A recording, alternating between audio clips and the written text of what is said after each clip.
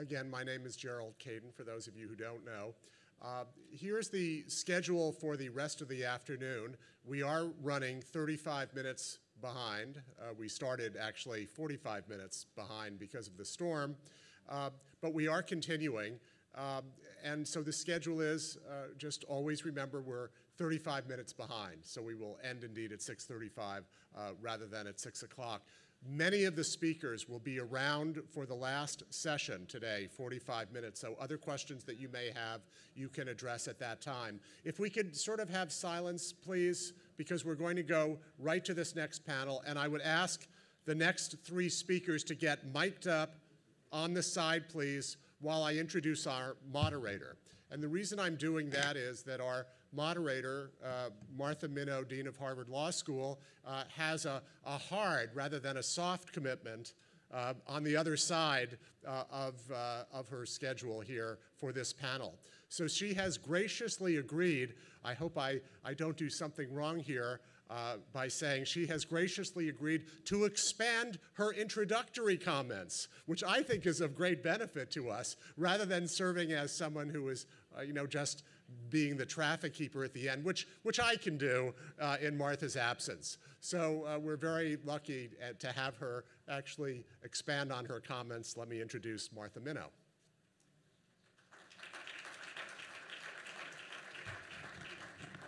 Well, it's a pleasure and a privilege to be here and to be let out of my life of being dean for at least 10 minutes.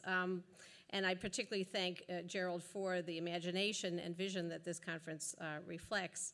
I'm just going to say a couple words about democracy and space. I'm a lawyer. I know nothing about space. But I do know this. I know that a constitutional democracy has as its predicates the things that it tries to produce, which ends up being often a predicate or a difficulty for actually realizing the vision. So what are the predicates? The predicates of a constitutional democracy are free people who are equal and who can participate. And you can't have a democracy if you don't have those things. But it's also the case that the democracy is supposed to produce those things. So the question is, how do you make that possible? Well, I think that space is a big part of that. Space in which people can be free, in which people can both be equal and express their equality, and people can participate. Yet another interesting thing about constitutional democracies, at least the ones that we've created in the last 200 years, is that they very much emphasize a public-private division.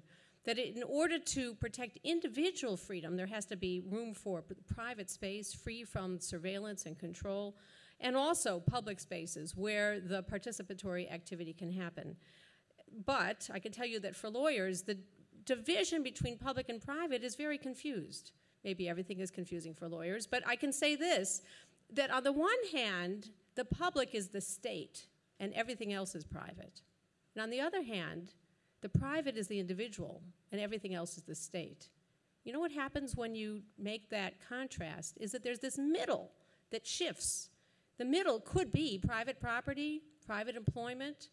That could be public as in relationship to the individual who lives in a private space, but it also could be private as it relates to the government. And that mixed connection, what is this middle space, is I think also one of the big questions about how do we deal with this dilemma for making a democracy where we need the ingredients in order to have the production. So with that said, I'm just going to say brief comments about speech and assembly, about segregation, and about security. So speech and assembly, you kind of need space in order to have it happen. Maybe it's just because I'm a 60s person and grew up with anti-war and other kinds of protests, but Tiananmen Square, Occupy, we all know about the significance of public space for the forms of expression. With the privatization of so much of contemporary life in this country and others, the creation of private malls, private streets, private communities, gated communities, where can speech happen? This is a big legal question. It's an even bigger democratic question. And just to underscore how very difficult this is, the metaphor of space now occupies our regulation of the internet, and the same issues are occurring there. Maybe it's our failure of imagination, but are there public spaces on the internet or are there private spaces? Are there gated communities? Are there paywalls? And the very same issues are being replayed there, even though the internet and electronic communications seem to offer an equalization of opportunity for expression for everyone, and yet it's being repopulated with the same difficulties that we've had in physical space. When it comes to segregation, the geography of segregation by race, by class, by gender, is the interference with the ideals of democracy, freedom, equality, and that segregation actually undermines the possibility of participation and democratic governance. I've done work in post-conflict societies where the divisions are just written on the face of the space. Who can go where, who literally is allowed to go where. That affects what people think about the other. That affects whether or not they develop a capacity to build a common community. And so the significance of some common space is actually literally life and death in places where you otherwise have civil war. I'm very struck by two examples in Hawaii. Even though there's a lot of differences among people's race, ethnicity, culture, class, very fascinating uses of space, different rules than anywhere else in the country. Access to the ocean guaranteed by law to anybody, even in the most exclusive private hotels. And so at any given sunset, you have poor people and rich people sharing the sunset together. Same thing about the mountain. You talk to people about the tensions in that society, and they say, but we have the mountain, we share it together. That significance of space as a way to overcome the palpability of segregation is very, very vivid there, as it is in instances for example, the Vietnam Memorial, where the conflicts over what the memorial should look like actually provided a public space and a public dialogue that the country hadn't been able to have. Finally, on security, particularly after 9/11, the issue of what spaces are open, what's actually able to be used, being remixed, and new questions all over this country and other places as well. Closing off, it's a little bit analogous to the last panel's discussion. Do you deal with Katrina by creating a wall?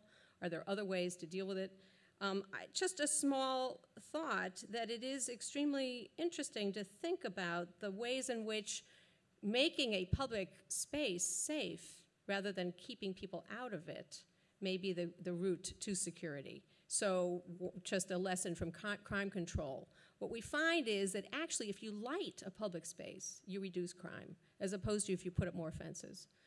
If you make it possible for people to feel like I can congregate with other people and draw people out of their homes, it can actually produce more security. And it also seems like a great way to resist the threat of terrorism rather than let the terrorists win by making us all flee home. How about creating spaces where people can exhibit what it is to be democratic and free? Those are my brief thoughts. I have to go now and be dean. I will say that as dean, I suddenly have to deal with space. And what I've learned is, you all know this, I didn't know this, if you take down a building, you can create some space. So I've just done that. I took down a building, and now we have a common space, which we've never had before. And I've been talking with Gerald about how to celebrate it and what to do about it. And if people have thoughts, I'd be really interested.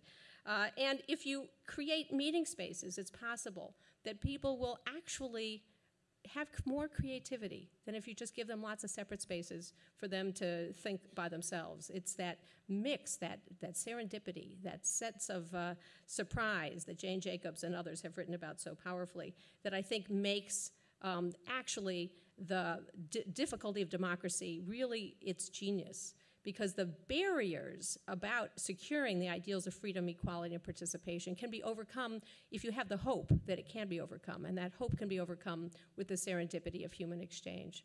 So thank you all for letting me say a couple of words. I'm so sorry to be departing, but I look forward to hearing about what happens.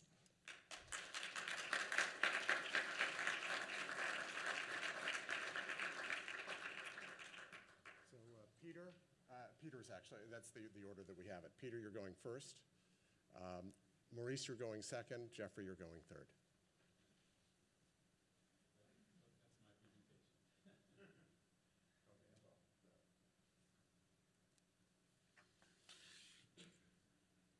I'm Peter Marcuse. I'm just retired from teaching at Columbia. I spent the first half of my life practicing law and the second half teaching planning. And public space combines the issues in both fields. I have 20 minutes. I want to use the first 10 minutes to condense the 20 minutes worth that I had written, and I want to take the second 10 minutes to talk about what I got provoked into saying, which will be a little bit controversial, I think, in a design conference because it's an anti-design argument. The issue that I want to focus on is the one that Dean Minow was raising also. Public space as a political space. I want to speak of it as in a sense, as a First Amendment space, as a space in which the exercise of democracy can be furthered and democratic results can be more nearly obtained than if there were not public space. It's clearly only one use of public space, and I want to talk about some of the paradoxes in my first 10 minutes, some of the paradoxes that come up because it involves a public space that can be used for many purposes. But within the concept of First Amendment space, also there are two different uses, and they also create some of the paradoxes. One of them is that democracy is furthered by the directly political use of public space for assemblies, for the petitioning, for redress of grievances, for assemblies, for convening to make democratic decisions. But it is also a contribution to democracy, and again it picks up an issue that Dean Minow raised. It's also a contribution to democracy that it can be used to overcome segregation and to create democratic relationships among people, and to offer a place in which democratic politics can be planned. It's an organizing, if you want, or a planning or a discussion, a political discussion function of public space. And that's necessary for its full convening function as well. The first of the initial paradoxes that I'd planned to talk about is perhaps a relatively obvious one, that there is a paradox in the relationship between public space and democracy, in that public space is useful for democracy, but its usefulness depends on whether there is a democracy or not. It's, to some extent, a circular process. We've seen that very clearly recently in the Near East, where public space was initially the scene of a major upsurge in democratic action, but because the societies themselves and the structure of power in those societies was not democratic, the permanent impact that the democratic use of public space had was limited. And the conflicts that existed before public space was used in Tahrir Square, for instance, and the conflicts that occur now are still essentially the same conflicts with somewhat different cast of characters, from which I would conclude that it is important to run both lines at the same time. That is, both the line that goes through the democratization of public space and the line that goes through the democratization of society itself, which permits the democratization of public space.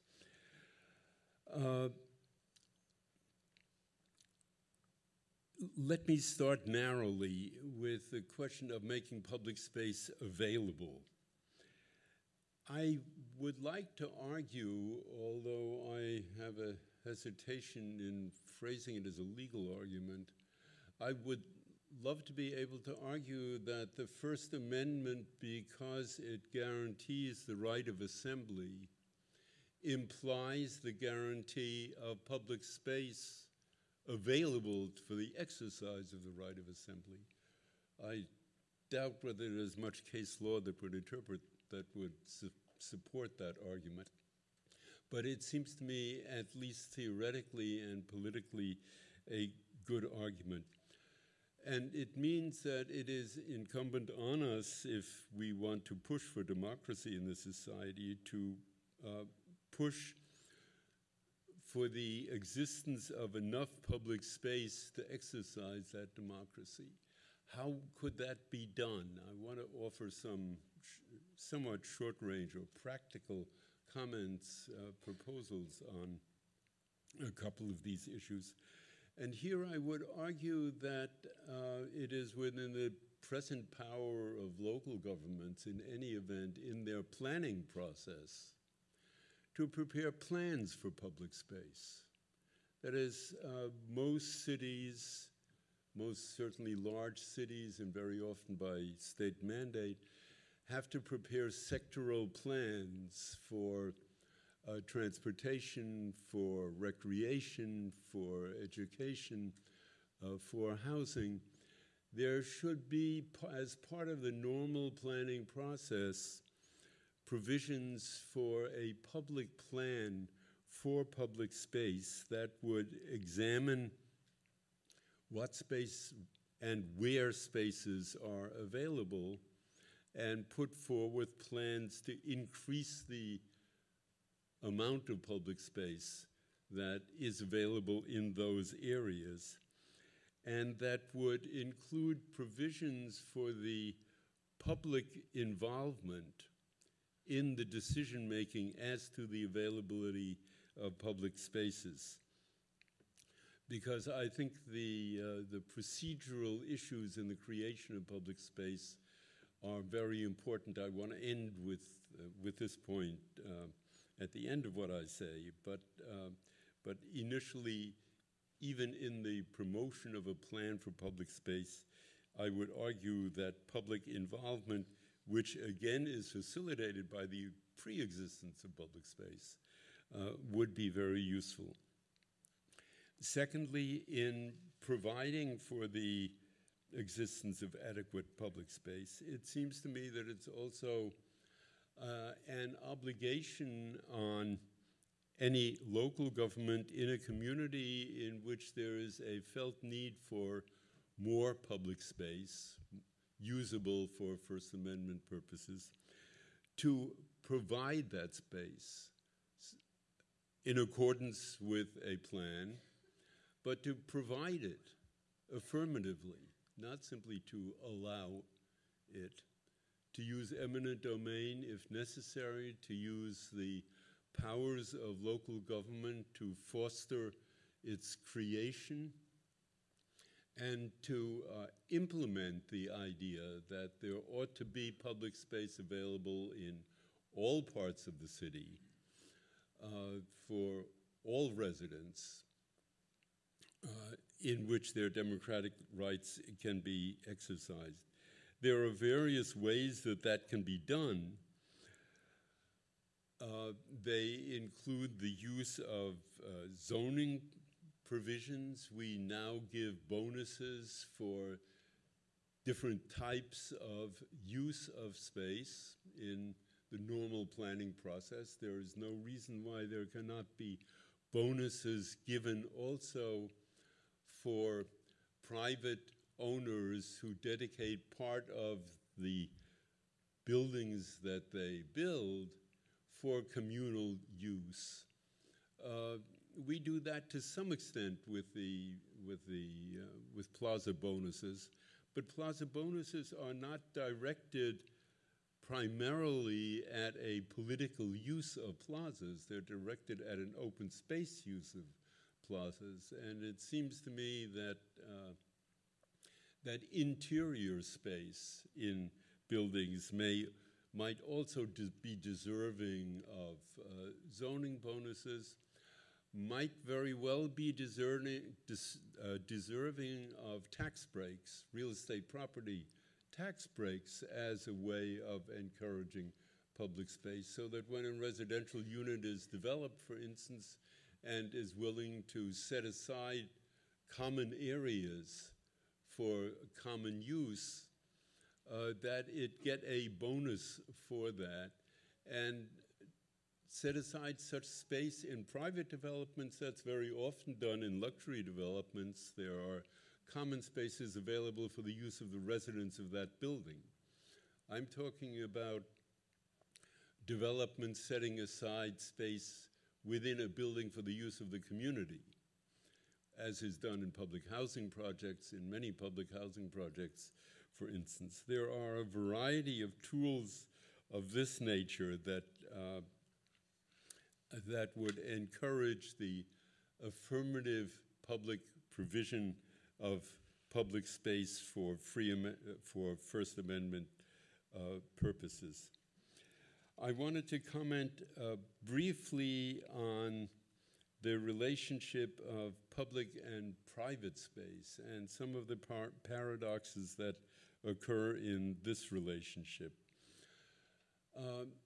It runs both ways. The effective use of public space can be enhanced by having private amenities that attract people and permit people to remain in public space, permit people to remain by having toilet facilities, for instance, so that if you have a political assembly that takes some time and you want people to stay, you have to make it possible for them to stay even if their bladder calls them away. But there are other uses, and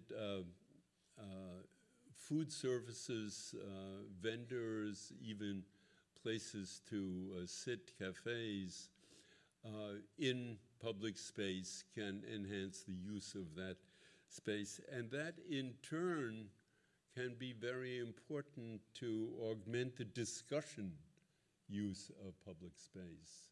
That is, the ability of people to sit next to each other and talk with each other.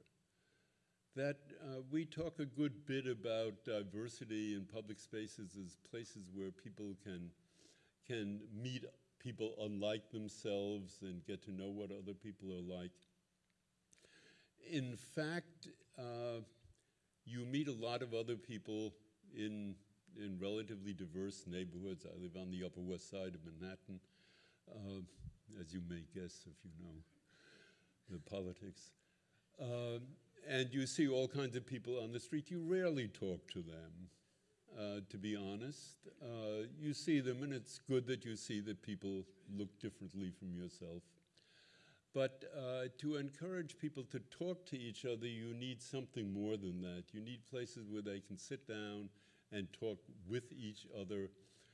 Times Square today affords that possibility. In New York, for instance, Bryant Park is used in that way very often. But it's, again, a use that private food vendors and private restaurants can augment. Even sidewalk cafes are a way of having private property serve the uses of democracy. Probably more revolutions have been planned in cafes in Zurich and elsewhere than anywhere else. Cafes serve a very clear political function. On the other hand, there is a major danger in the private use of public space that does not serve to enhance these functions. I was very concerned about the description of the role of the Central Park Conservancy yesterday? So long ago. the idea that that public parks should be self-sustaining is, it seems to me, I was going to say abomination. That's too strong a word. A contradiction. If you examine carefully the powers that the Central Park Conservancy has over Central Park, or I happen to have looked at the powers that the Bryant Park Commission has over Bryant Park.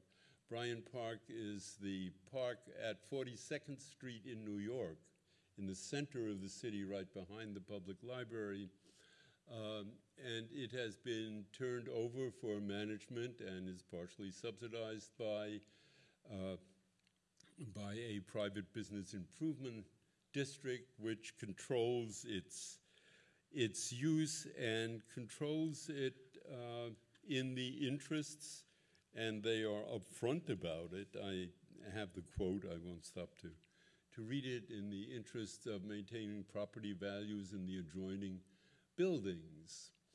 And it is managed, and they are upfront about it, according to private management principles in terms of when and how it can be used and for what purposes. And it has been used for everything from good restaurants with outdoor seating to a fashion show, which has nothing to do with democracy or public uses, but which makes money.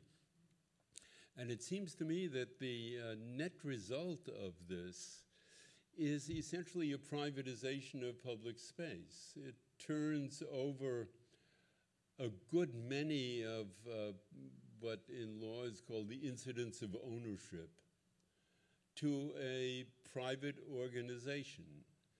They can do everything with it, with the public space, except sell it. But they can control who enters it, they can control how it's used, they can control who's excluded, they can control how and by whom it's managed. So that I would be very concerned about this kind of interrelationship between the public and private. It would be ironic, it seems to me, if in the interest of raising money for the maintenance of public space, you give that public space a use that interferes with what you actually want it for. You're raising the money in a way that decreases the public use of the public space that you're raising the money for.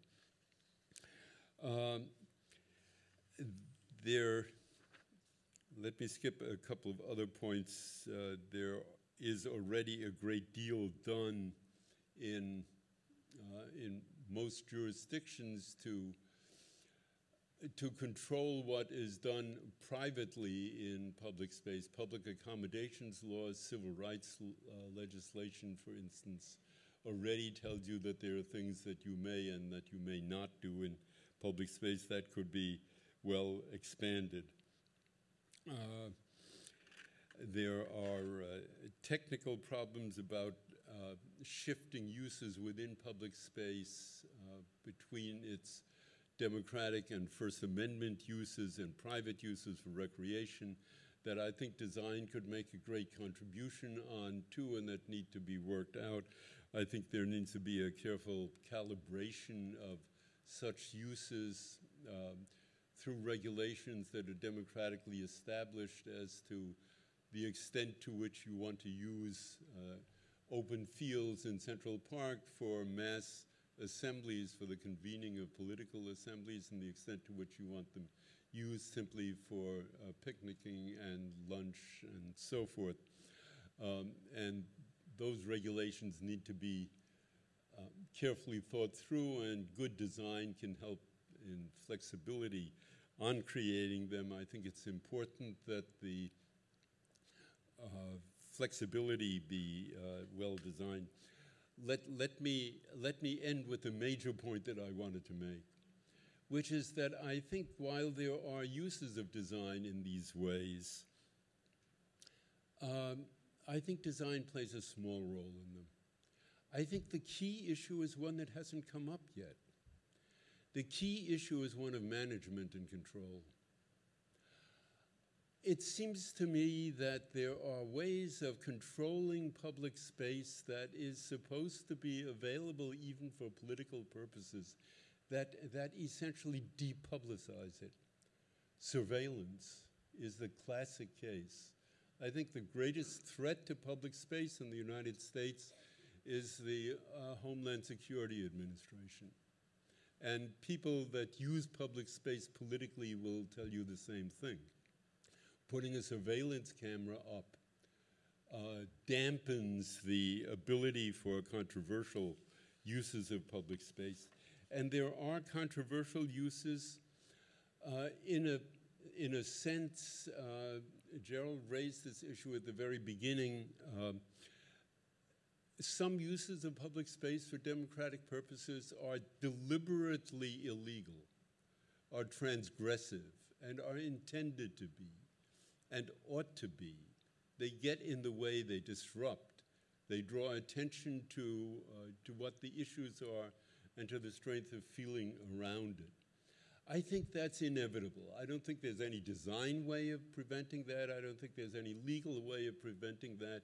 You can't expect a mayor to welcome the use of public space in a way that disrupts his own control of public space. But you can ask that there be policies that give a priority status to First Amendment uses of public space, that control the police, that control that influence the way in which courts handle transgressions when they are legal transgressions, that recognizes that a motivation that is within the public realm is one that should be welcomed in a democracy, even if it crosses a difficult threshold between what is permissible and what is not permissible. I think it takes some modesty in the design professions to realize that there are clear political issues that need to be dealt with in the management and control of public space in addition to design. Thank you.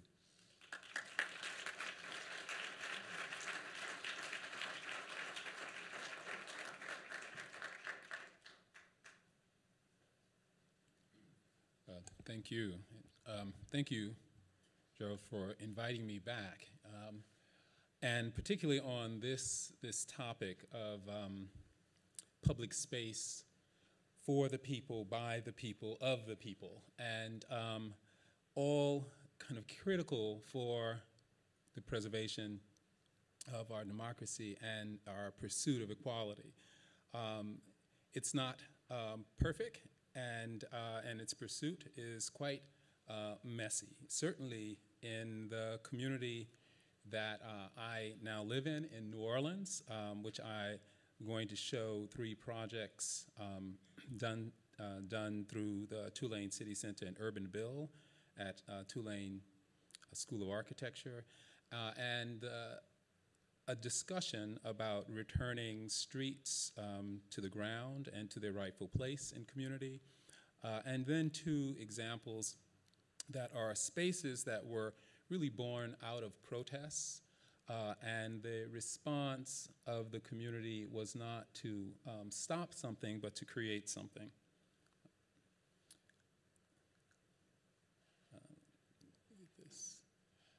So I'm going to have to read this. I don't have my laptop in front of me. The will to make space speaks to our common desire as citizens to participate in public life. Making space is about shaping a place for public life that in turn engenders a space for inclusion.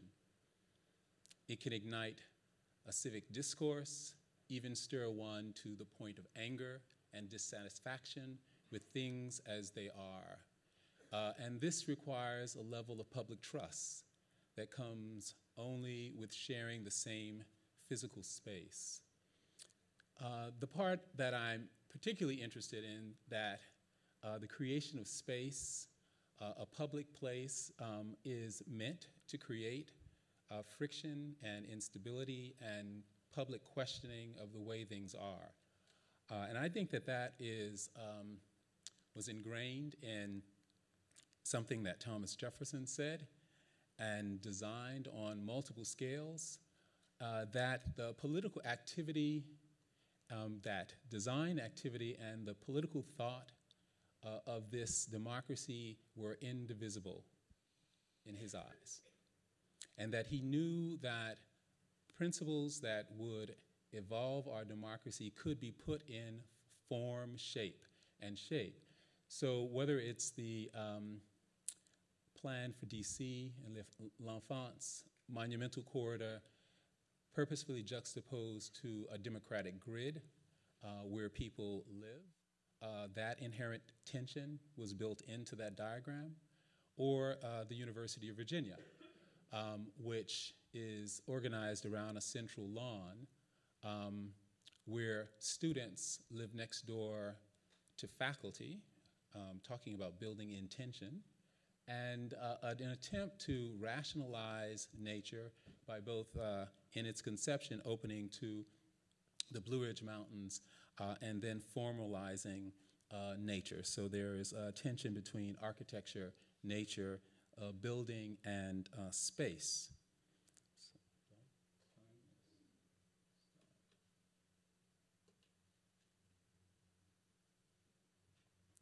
Moving. So, can you get that timer going? Thank you. So, during my Loeb Fellowship in 2005, I spent some time with Ronald Heifetz and his leadership class at the Kennedy School, and found a number of principles that I found applicable to how I was conceiving of my role as design and the basic democratic right that citizens have in being able to influence the decisions that are going to affect their lives. And three principles stepped out. He talked about mobilizing people to tackle tough challenges. Could you think of the design process effectively as mobilizing people to deal with something that asks them to question the way things are? Giving the work back to the people directly affected. The idea of inclusion, the idea that citizens can direct design intentions, and then the necessity of problem solving according to a community's values, which inherently suggests that people have to gather. There has to be a place for dialogue. There has to be a discussion. There will be tensions as people wrestle with the concept of a collective value. And so this principle, South African slogan, "Nothing about us without us is for us," is something that I've taken around and tried to apply that as I look for the strategic role of the designer in the creation of public space. I'm going to show an example by landscape architect Walter Hood in Oakland, California. And this is a very small public park built on public land next to an elevated freeway. But this was the most contested space in Oakland for a period of time because citizens wanted to hold on to it for dear life, which is kind of amazing. Looking at this is a traffic island removed from the urban fabric on one side and sandwiched in between a freeway on the other.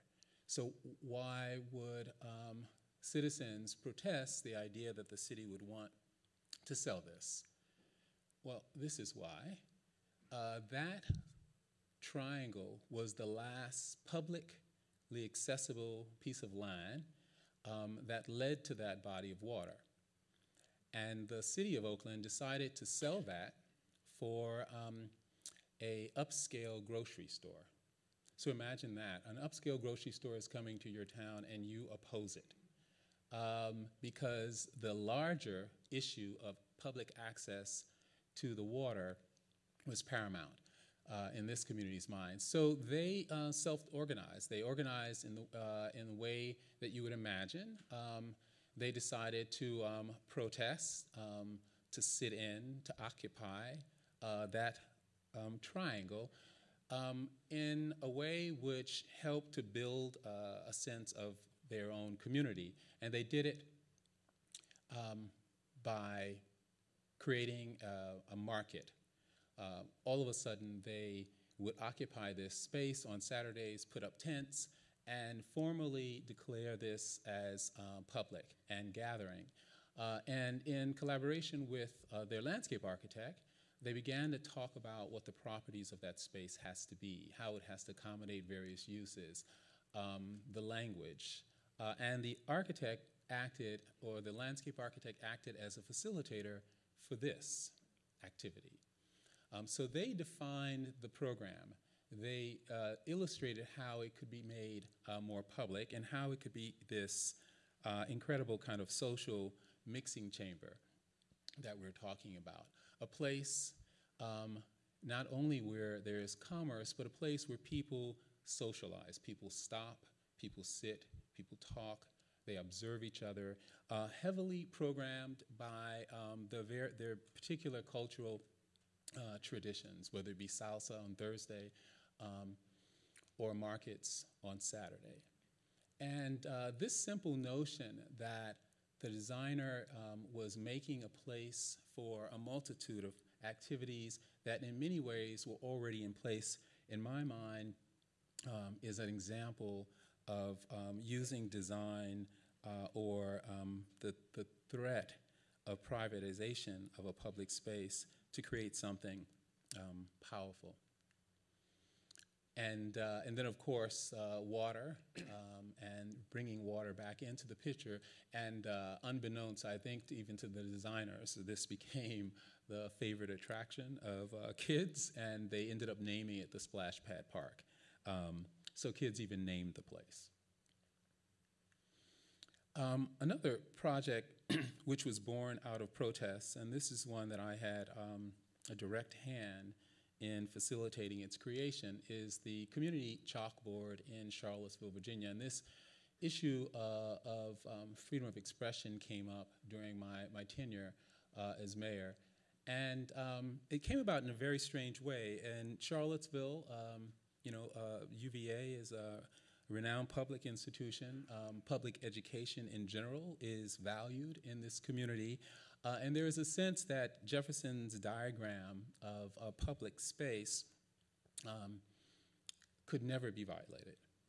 And in fact, we all were surprised by this occurrence when a group of students were petitioning the university to promote a living wage, a series of very long and somewhat contentious yet peaceful protests. They were arrested.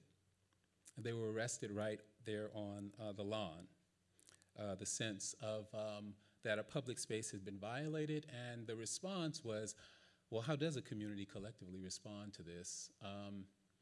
We thought, well, let's think about a monument, a monument to free speech.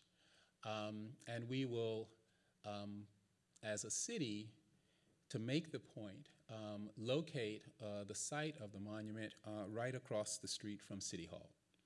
So your right to freely petition your government could be seen. And I chaired the competition, and we selected this simple but rather kind of brilliant response, which was an 80-foot-long slate chalkboard with the notion that citizens could come up to the chalkboard and freely express their right to free speech.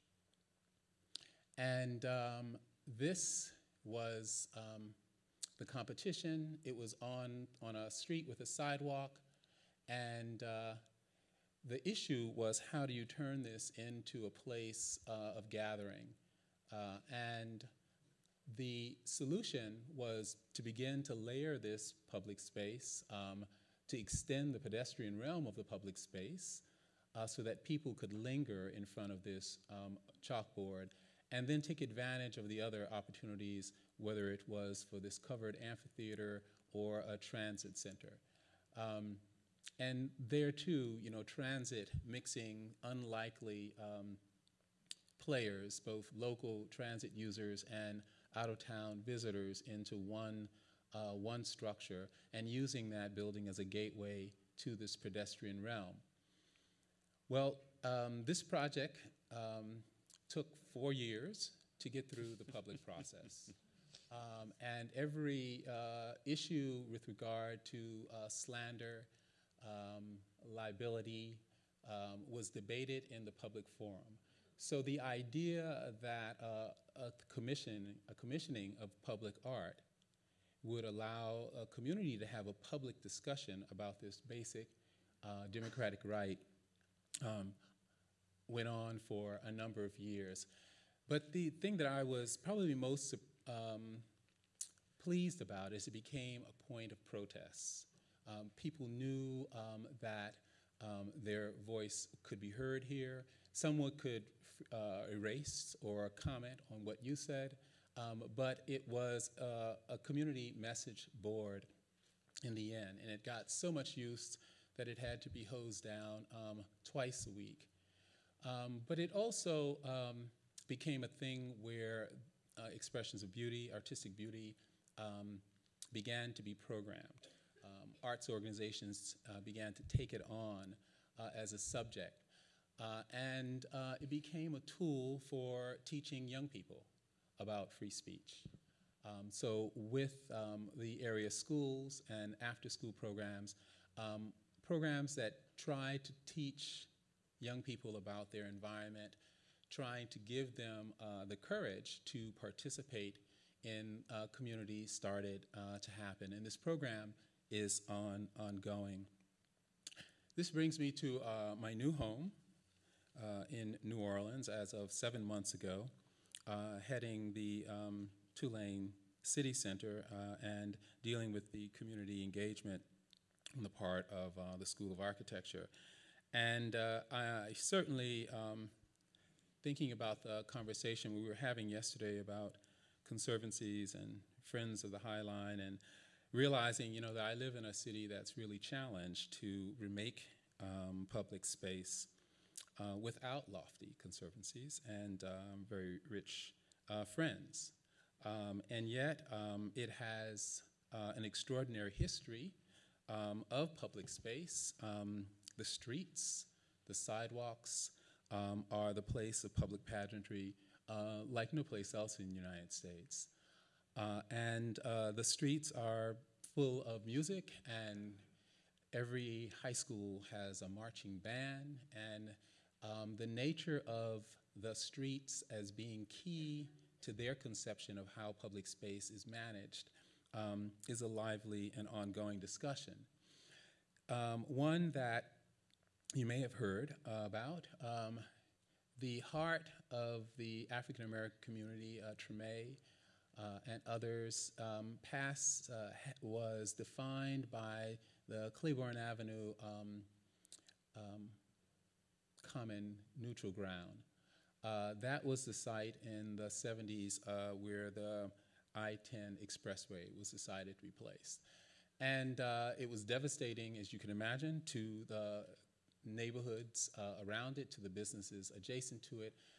And 30 years later, this is what it looks like 40 years later.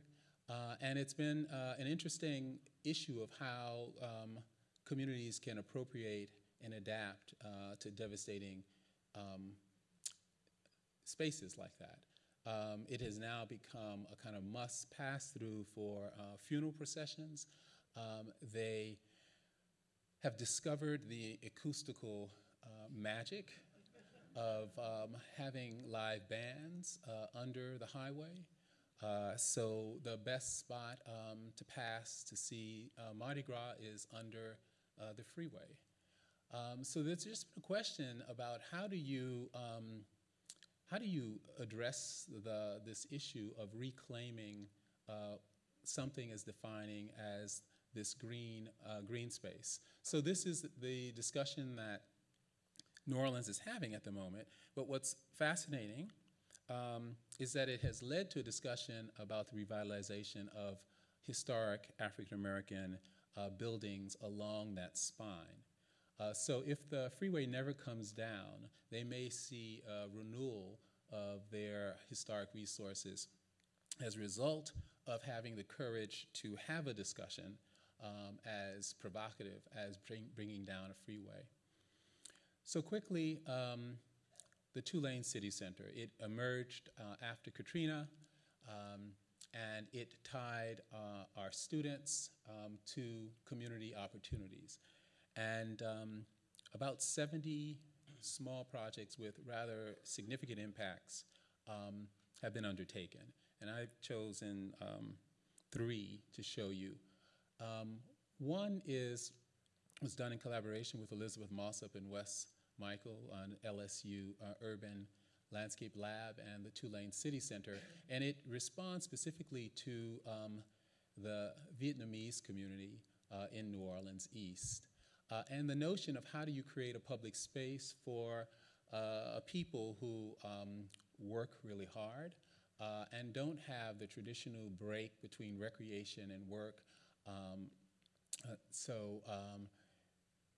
How do you deal with their need and adjacencies of those activities?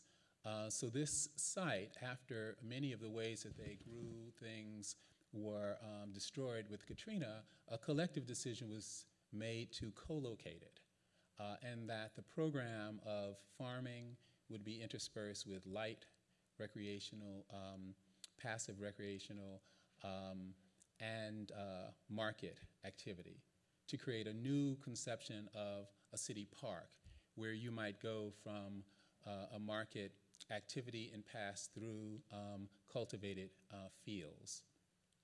Or you might be running or biking next to someone who is attending to a communal plot. So this scrambles the notion of public space that is very, very specific to their culture. Another project which is happening now is by Urbanville.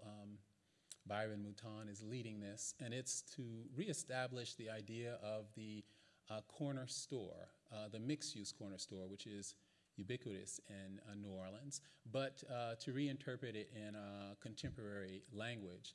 And in addition, which is the building you see at the top of the slide, adjacent to it is a marketplace, trying to create a public place that might be able to be built long before the building is undertaken. And last semester, a group of students designed the entire complex. This semester, a smaller group of 12 are building the public space. And following it, how they establish a horizontal plane and occupy the full breadth of the space. And their conception of these benches, which would be interspersed with movable partitions or movable pods,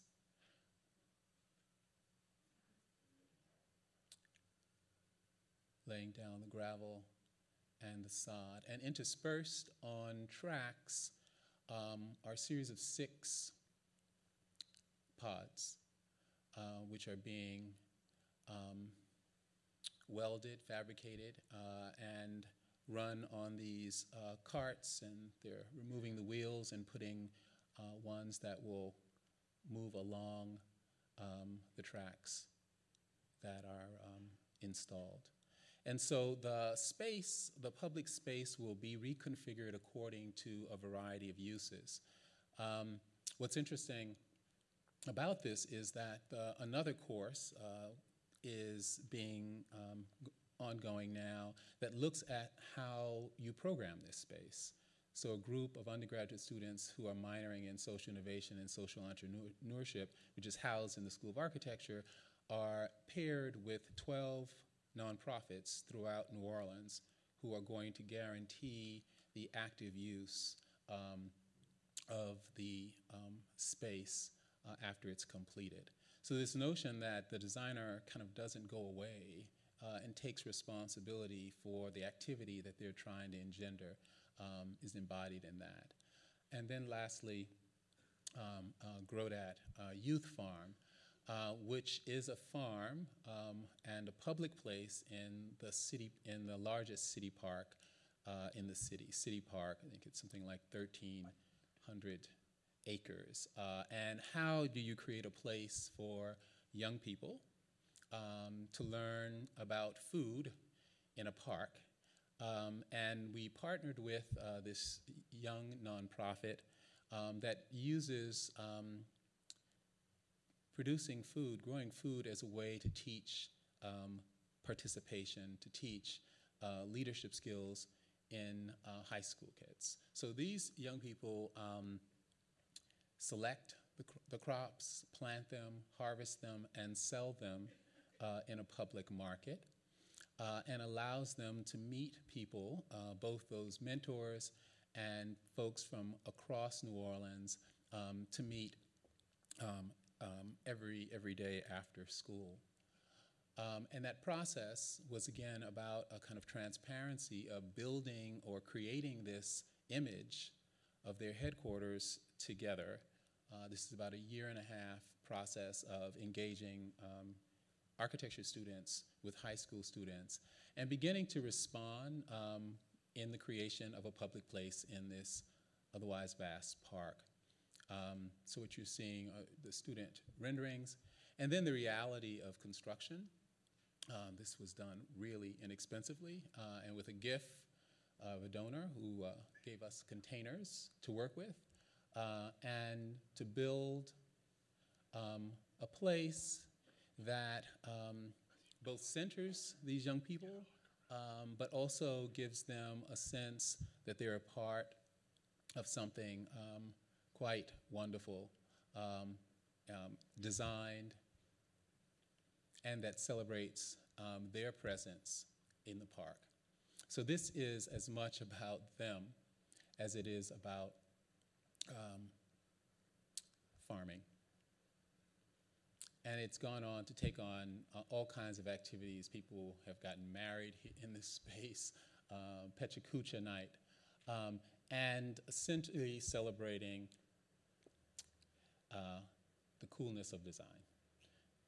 And I'll end there, and by one of my quotes, my favorite quotes, by Patrick Moynihan, that talked about design as really being everything, and that if we are to restore to American public life the sense of shared experience, trust, and common purpose that seems to be draining out of it, the quality of public design has got to be made a public issue because it's a political fact. It's the bone and muscle of democracy, and it's time those of us who see this begin insisting on it. Thank you.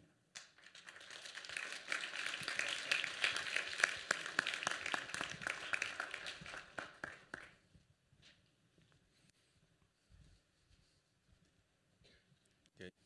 Thank you. It's great to be here at GSD, and thank you, Gerald, for including me in this very exciting event. And being inclusive about having voices from different perspectives. So can I have my slides, please? Okay, so that's my title, and I'd like to use my time today to really speak to this idea of democracy, equality, and counter-public space. The notion of equality is actually already embodied in this notion of democracy, so it's a little redundant here, but nevertheless. So, okay. So in the aftermath of the Occupy Wall Street movement, there has been extensive discussion on contemporary public space and the failure to support freedom of assembly and citizens' right to the city. I'm actually putting a plug here for the book Beyond Zuccotti Park to support the New Village Press. But freedom of assembly and access to public space is hardly the only issue when it comes to democracy as a political system, equality as a social ideal, and the role of public space. If the closure of public space to political expression and dialogue comes as a shock to the Occupy protesters, consider the fact that subaltern marginalized social groups have long been excluded from the public domain, historically through the practice of racial segregation and non-participation in the political process. And today, through other forms of regulation and control that are biased against the cultural practices of the minority group. And here in Pershing Square, you may as well say no homeless people, no teenagers, and no specific ethnic groups. Unequal allocation of open space between neighborhoods of different social and economic status is in the case of the East Bay Regional Park District in San Francisco Bay Area is another example. Even the conventional public process today that privileges particular form of communication and engagement over others can serve as another reminder. So perhaps the closure of Zuccotti Park to the protesters would not that big of a deal after all, with the realization that the protesters are no longer considered by the authority as a member of the public. They become the counter-public by default. So in the absence of supportive public domain, and by that I mean the use of space, the allocation of resources, the openness of the public process, subaltern groups have long found ways to create their own spaces, as in the case of hundreds of community gardens in New York City, including the East Harlem Community Garden, an example of community self-help against crime and vandalism and lack of open space in the neighborhood.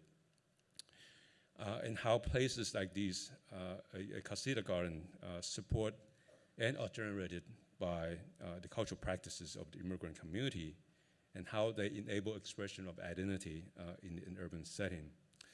And not just in New York, you're looking at the South Central Farm in LA, a 14-acre site in an industrial area that serves as another great example of placemaking by the marginalized groups. A place that provides food, safety, open space, family activities, and self-reliance, as well as organizing and coalition building when it comes the time of being evicted by the city. Although the farm no longer exists today, it once stood as a reminder of the possibilities of our urban landscape. The farm has been established near Bakersfield outside the city. In the Moulet neighborhood in Seoul, with a lack of open space to grow food, community residents developed a community garden on the top of a 5-story office building. A garden that provided nearby high-rise apartment residents an opportunity not only to grow food, but also to socialize and build a community. Realizing the potential of urban gardening as a form of public space, Seoul Green Trust, a nonprofit organization in Seoul, has been working to develop larger-scale public farm, such as this one on Nodo Island, the site of a Star Opera House project in the Han River.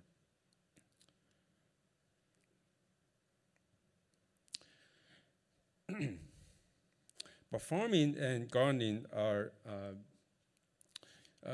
not the only way marginalized social groups transforms urban sites. In Hong Kong, the ground floor entrance to the headquarters of HSBC is transformed every Sunday by hundreds of Filipino guest workers into gatherings of friends whose presence transform the meaning of this very space, a space of global capital, into a space of global migrant workers. What is interesting in this case is not only the large gathering of workers, but also how the gathering sets the stage and enable labor activists to mobilize the workers and organize events like this to advocate for the rights of the workers and exercise of democracy. these alternative forms of placemaking are not just contemporary phenomena, but also something you can find historically as well. You're looking at the historic genre in the city of Seoul, one of the main east-west axes in the city that historically was used by the aristocrats. And in the old days, when the commoners saw aristocrats riding on horses, they would have to kneel down and bow and pay respect.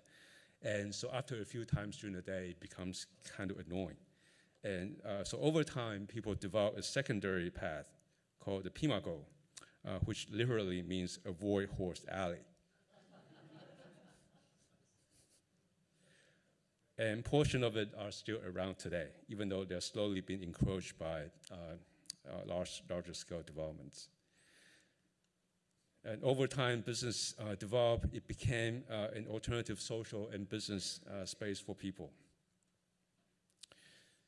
In Tokyo, Yoyogi Park is one of the few large urban parks in the city and that are popular, especially among young people. It's probably best known to the outside world as the gathering place for the Alvarez-inspired dancers that have recently came back after a long hiatus.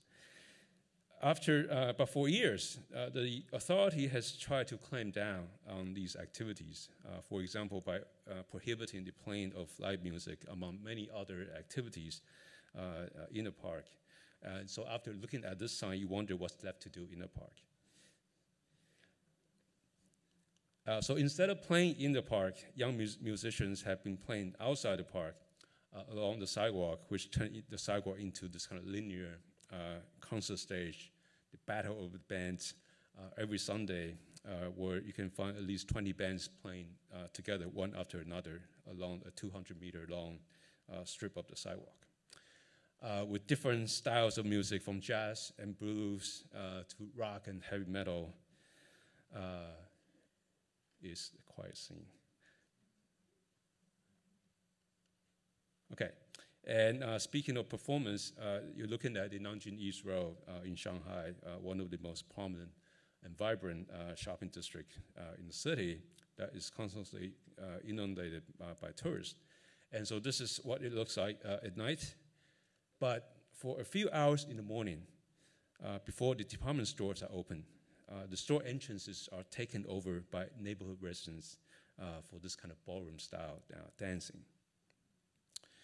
And so it's the morning before the department stores are open, so there are lots of tourists with nothing to do.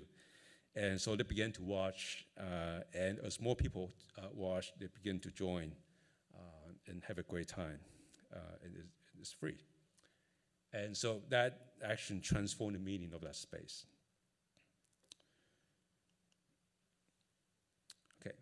Often, the efforts in these kind of alternative forms of placemaking is not to stay permanently outside the system, but actually to gradually move into the system and sometimes work within the system and change the system.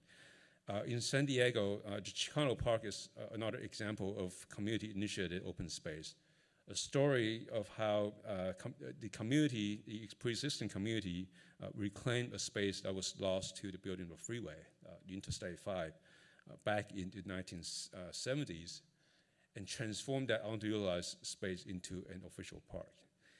So today, it is a park that has been actively used by the local residents for all kinds of recreational activities,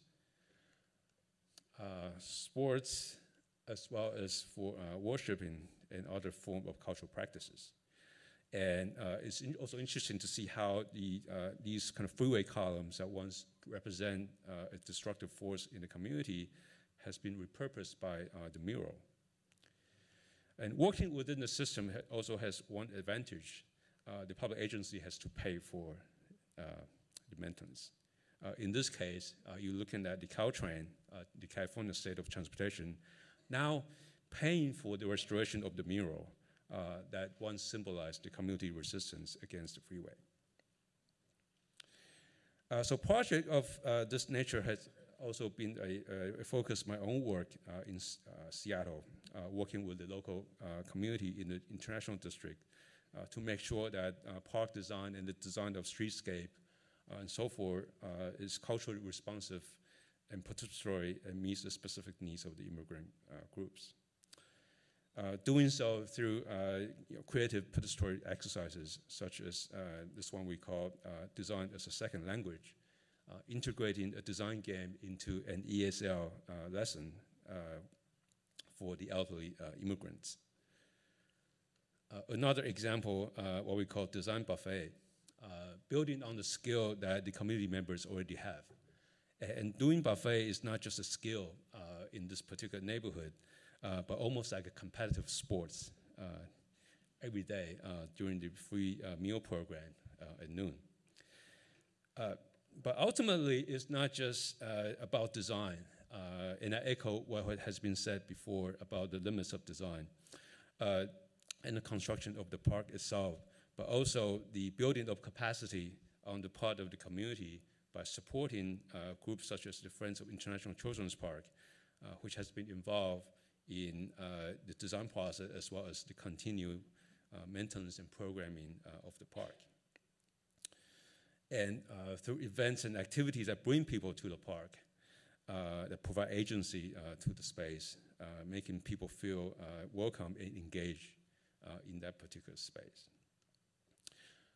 And then not just about organizing around specific project, but also to support and develop organizations such as Idea Space, a community design and resource center that is capable of managing multiple projects, applying for grants, building consensus and trust within a community, a form of community development in conjunction to placemaking. Okay. So I was actually sitting next to Gerald, and he was very anxious about time, so I'm going to keep this very short. To conclude, how do we look at these efforts in the broader context of democracy, equality in public space?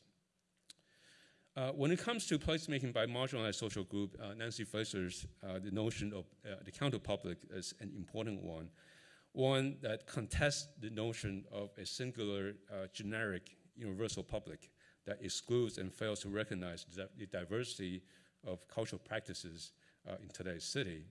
The need for marginalized social groups to define and create public spaces on their own terms, and using them as a basis for community building and capacity building. In other words, the making of counter-public spaces, and specifically how these counter-public spaces provide opportunities for agency, for action and creation of new meanings and relationship among individuals, among groups, and with the city at large. And how through such agency comes an embodiment of democracy and equality. Democracy and equality not just as something that is designed institutionally, but is carried out through everyday practices in placemaking.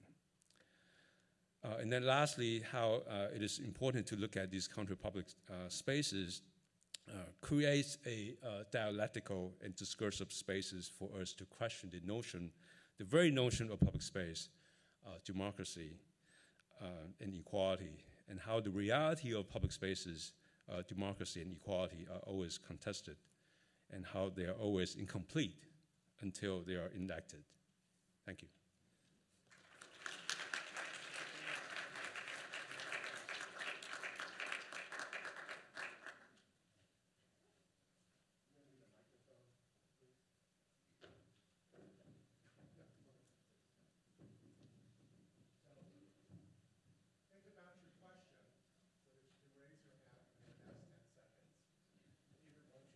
Yep.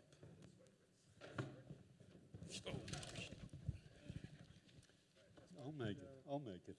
Okay, I'll come around. Yes. Oh, there's steps right back there.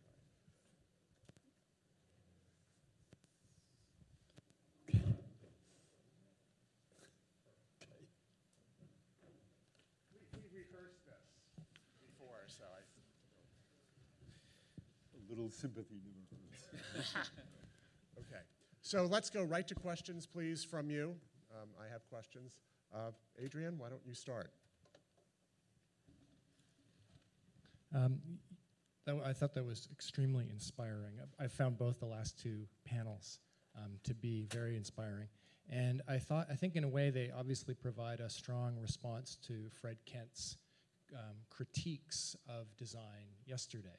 But I think that what I got from Fred Kent's criticisms was something about the autonomy and dominance of design in the production of public spaces. I think he felt that both the autonomy of designers and their desires to lead or single-handedly produce public space was really the problem. And I think what both the last two panels have illustrated is that it's the possibility of design to open up a collaborative framework with both people, and I think in the last panel, forces beyond people, like water and the earth itself, is the way in which design can offer up new possibilities for public space. So I like these comments about the importance of the modesty of designers, I think both from Peter and from Jeffrey, and I think also implicitly in Maurice's comments as well. But I'm wondering if you have anything more to say about this, so the kind of, the place of designers as collaborators in a process, because I think it's obvious from these presentations. Sure. I couldn't agree with you more. I think if anything, you learn in trying to tackle systemic problems that a community is facing is the limits of design, or the multiplicity of voices that are needed to solve deep problems. And I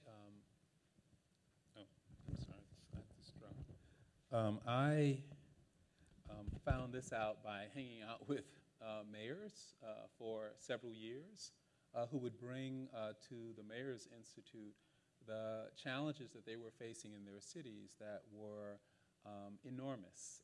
Physical space challenges, revitalization challenges, in which the designer only had maybe 1/10 of the answer. The other answer might have been in a landscape architect or a downtown manager or a transportation expert. And every 6 weeks, I found myself in the company of the other disciplines that could make a difference. And I began to understand what effectively we have to offer, and to not diminish its value, but to actually validate its value and its limits. So I agree. I think when a community is posing questions that go beyond the aesthetic expression, we have to be in a position to be able to hear it and to be able to absorb it and to use it as source material to come up with better solutions. But if we're trying to promote and enhance democracy and equality, would you say that a designer, or for that matter, any of the professions that might be involved in the provision of public space, are better equipped to promote at least those two goals of democracy and equality?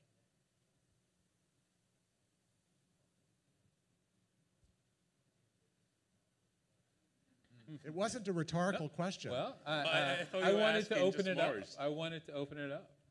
Well, I don't, I think I don't discount design. I mean, I'm a designer myself, although I also wear other hats. I'm a community organizer, I'm an activist, I'm a professor. And that actually allowed me to look at design from other people's eyes. And realizing that when we talk about design, we tend to think about design as form making, right? But there's a design, there's a process that when you, before the form begin to emerge, right? And as well as other things begin to kind of emerge. And that's the process, I think, where democratic practice can become very important, where other people, other voices come into play. And designers are just one of the many players in that complex process.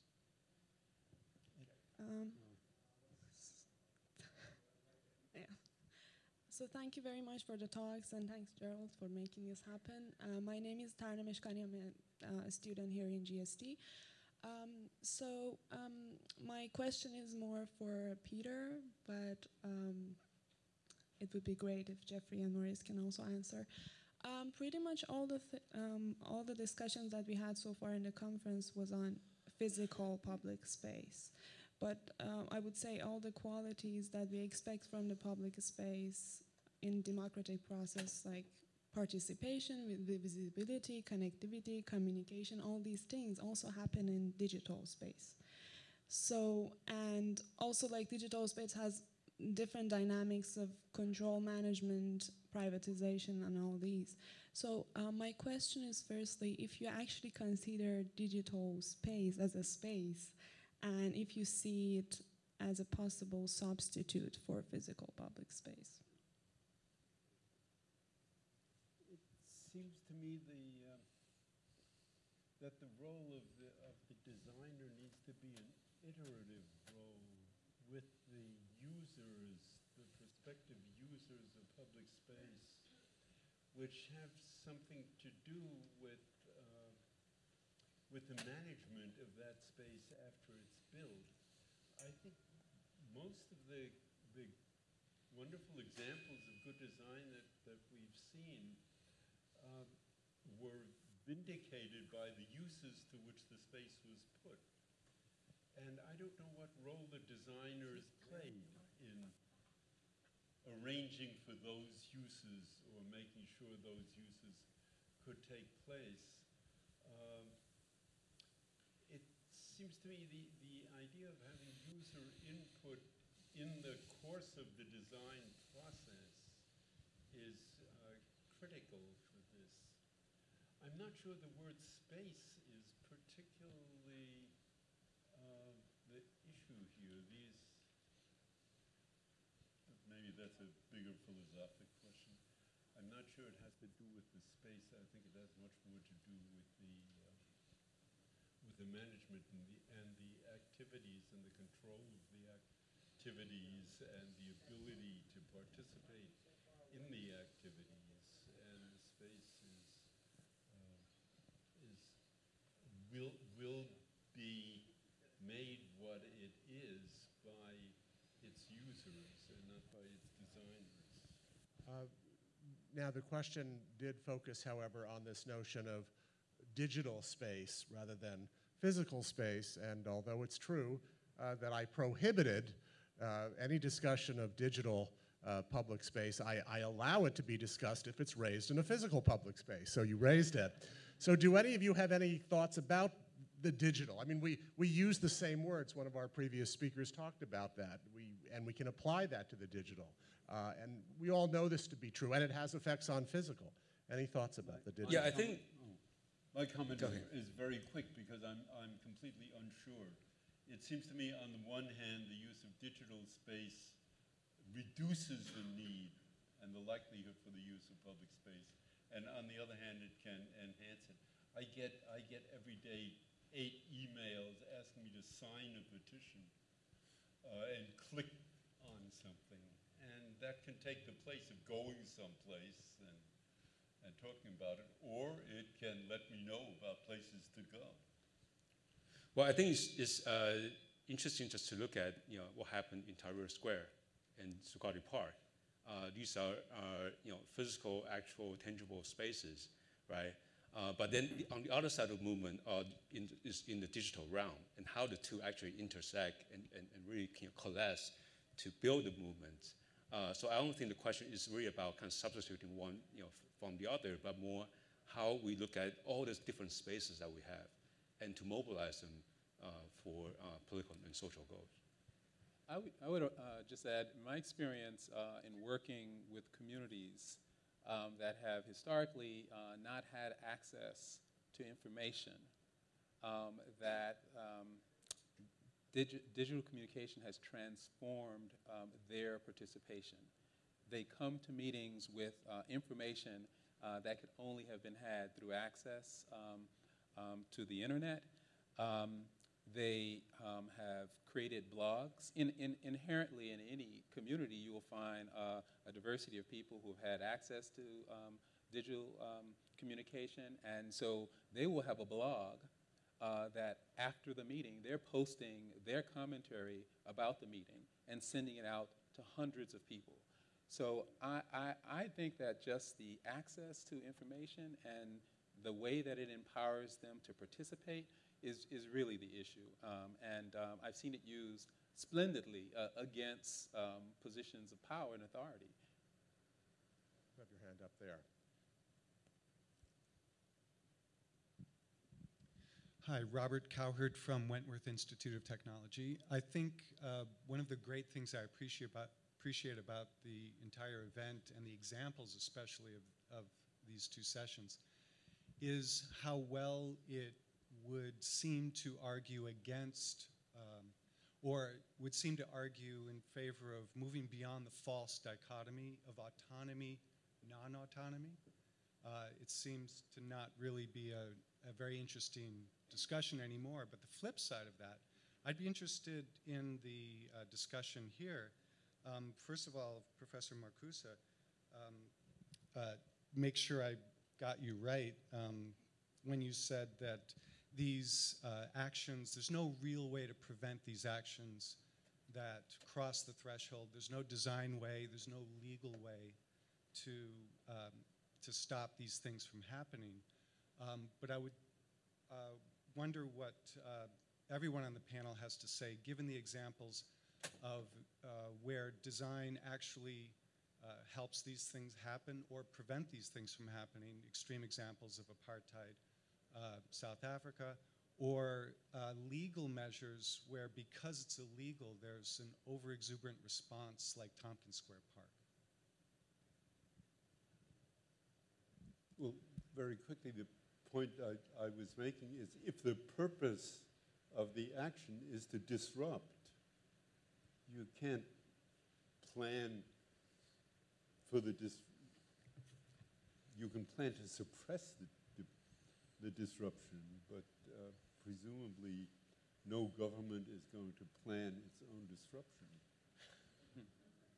Not intentionally. Not intentionally.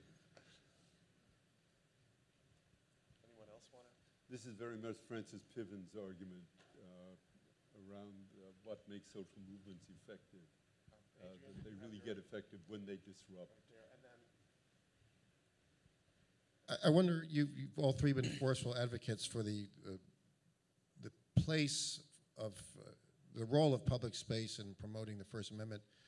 Are there times you think where there are reasonable limitations that need to be there so that the average person can enjoy that public space and is not excluded by expressions that fall under the First Amendment that have really gone because of court decisions into the realm of commercial speech? So for example, I'll give you two examples from my own experience.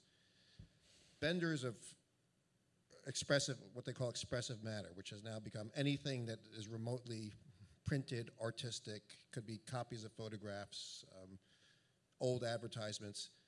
Court decisions have said that those are covered by the First Amendment and they can sell these things for purely private profit on the most valuable public space in cities. And another example would be here in Boston and also most other cities where so-called news boxes, which have everything but news in them and are primarily big, ugly, garish boxes full of commercial handbills and advertising for private enterprises in public space.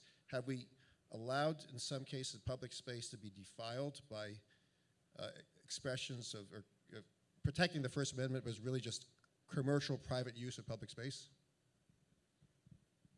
Peter, you're a lawyer, and Maurice, you can. I went through 4 you do years one on of TV. trying to get a You've free been a speech mayor. monument through Maurice, the public process. Why don't you answer? No, I think that there were a lot of people who felt that this community chalkboard would just be an excuse for people to act out in public in ways that would be unacceptable, that it would actually bring out the very worst in the community. And much to their surprise, it did not. And I tend to think in some ways because it was self-policing, there are literally hundreds of people who walk by this every day. And there is a sense that you are in public and that there is a certain public behavior and that people actually have the right to intervene in a way that's described on the monument. So more people on foot, more people engaging in public space turned out to be the response that elevated one's behavior. And I'm talking about kids who would otherwise, scribble profanity on a wall under some tunnel where they can't be seen. Their behavior is remarkably different when it's engaged in a public arena. Maurice, what if everybody had written on that chalkboard, Coca-Cola, Coca-Cola, Coca-Cola, Coca-Cola? We saw repeating words in a different way. That's Adrian's question, oddly, that the commercial. There is a well-known opinion of Justice Brandeis, which it seems to me is relevant to this, which says that among the rights in the Constitution, the right of free speech and First Amendment rights should have priority. And I would apply that in the kind of conflict situations which, you're right, occur very often. And I would privilege the interruptions with the even use of public space that are based on the desire to implement the First Amendment. I would privilege those over the discomfort of those that are discomforted. Dean Cohen.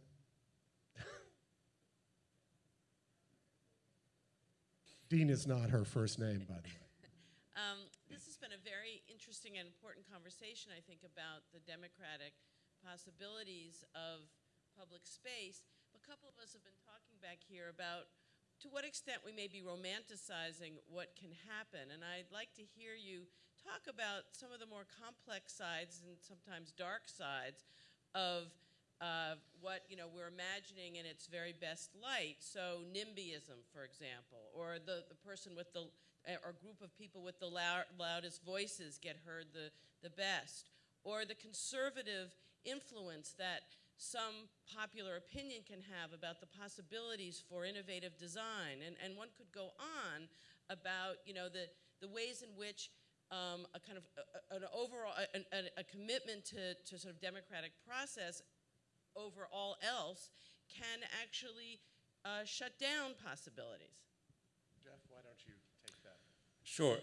Actually, I gave a talk at Pratt about 2 weeks ago, and Peter was there. And you asked a question about what if, I spoke about insurgent public space, insurgency by these kind of marginalized groups. And Peter asked a question about, so what if there are conflicts among these different insurgent groups, and how do you deal with that? And actually similar to the question that Adrian asked before about these kind of complicated real-life situations. But I think there's a tendency for institutions to come up with these kind of institutional responses by over-regulating these kind of transactions, okay, or conflicts. In Seattle, we have a great community gardening program. And it's a small program. It's very understaffed. And it manages over 90 different community gardens. And community gardens are those cases where there are conflicts constantly among different individuals, between the gardeners and the nearby communities. And rather than trying to intervene in every single instances of conflict, the PPASH program, that's what we call community gardens, actually encourage the gardeners to work out the differences amongst themselves and then with the neighbors, find their way of speaking to each other, and before the city program intervene into those situations. And so I think to echo, I think what Maurice said, I think there's some degree of kind of self-organization that we need to acknowledge that are perfectly capable of dealing with these conflicts and complexities as opposed to institutions. So that would be my response. It's not a perfect solution, but it's something you need to work with. So, I mean, just from just trying to imagine the amount of conflict I was in the midst of for 8 years on a city council, I can tell you I began to feel that this is the way it's supposed to be.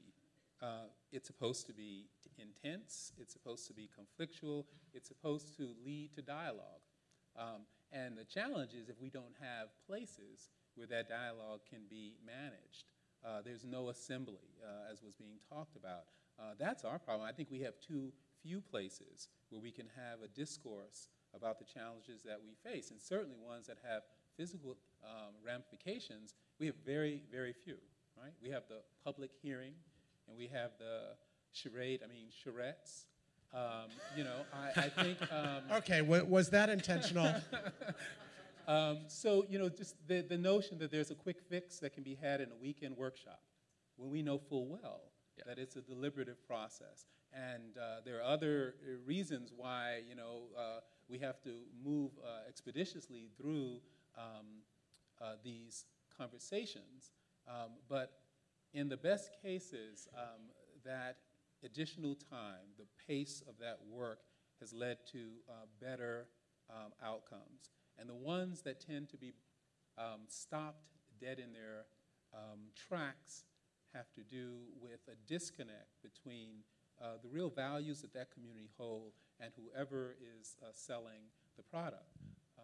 And I've seen communities put a complete stop to something that did not reflect their values, and I applaud that. So I don't know, I tend to, you know, have a tough hide and get ready, particularly all those who are studying design, because this is what their life is going to be like. And I think that it can be empowering, and I think that if we feel comfortable in hearing those voices and listening to those voices and somehow finding a way to work with them, I think you'll enjoy public process. I think we just have to recognize that democracy doesn't always produce, for example, the most equal result. I was curious, Jeff, and I don't even want to ask you right now because we have a question over there, but you did say equality is subsumed within democracy. And I'm not sure that's always true, actually. I mean, if you talk about pure democracy, that's majority rules, and indeed it's the institutions that are adopting and following things like a Bill of Rights to protect the minority writ large that end up, and judicial institutions that end up overriding majorities quite often in order to guarantee, indeed, that everybody has equality. So democracy and equality sometimes, I think, can be in tension as well as part of the same project. Is that a fair statement in your mind? Yeah, I think it needs to be teased out more. I'm Marilyn Meyer, and I hate to, this may be a non sequitur to the question at hand. The first question actually was a follow-up from what was mentioned before that never really got answered. How an interested layperson or civilian get involved in having a voice with professionals and being a part of the process. But that's something that needs to be followed up on because it was brought up 3 times before and nobody really mentioned it.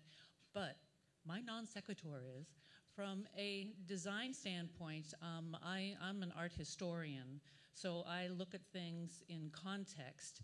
And a lot of the discussion today has been on a theory of contemporary design, of immediate problem solving, et cetera, even isolationists in a way, and not really talk about the context.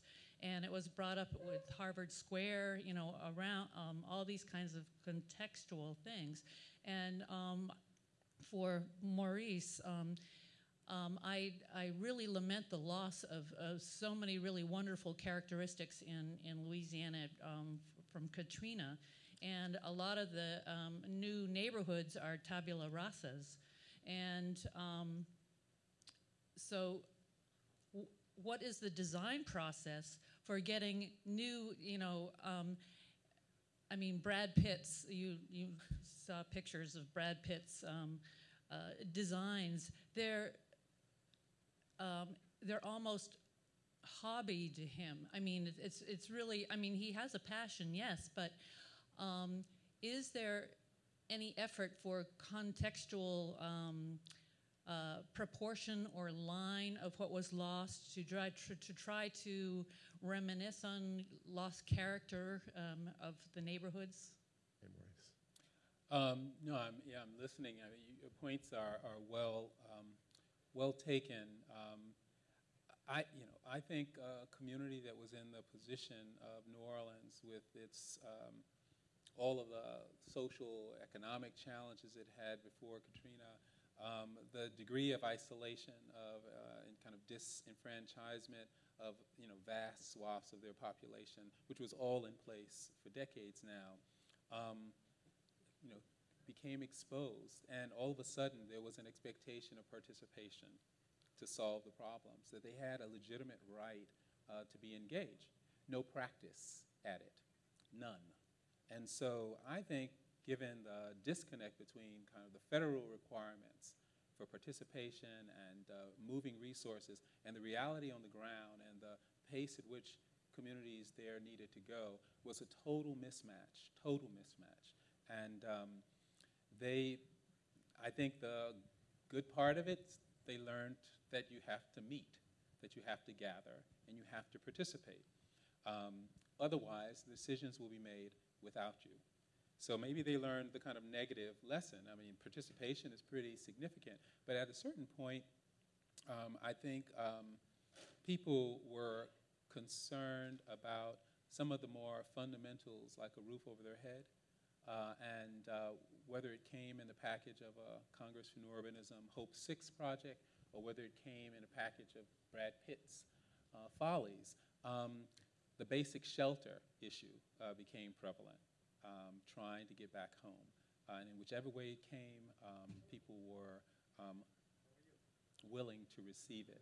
I think they're past that now, and they're far more demanding, and I think they're far more courageous in the things that they are considering, from taking down an interstate highway to jumping the levee wall and kind of living with water. It's amazing what the participation has done in terms of giving people a sense of hopefulness and courage about a future. And that's probably why I'm down there now as opposed to right after Katrina. So before I thank our speakers, let me say we're going to now take a 10-minute break, coffee break. Just stay in your seats, please. We'll resume at 4:30 for the final speakers panel, 4:30 to 6, and then have an additional half hour after that with speakers who are still around and all of you who are still around. So please join me in thanking Maurice Cox, Peter Marcuse, Jeffrey Howe, and Martha Minow. Great.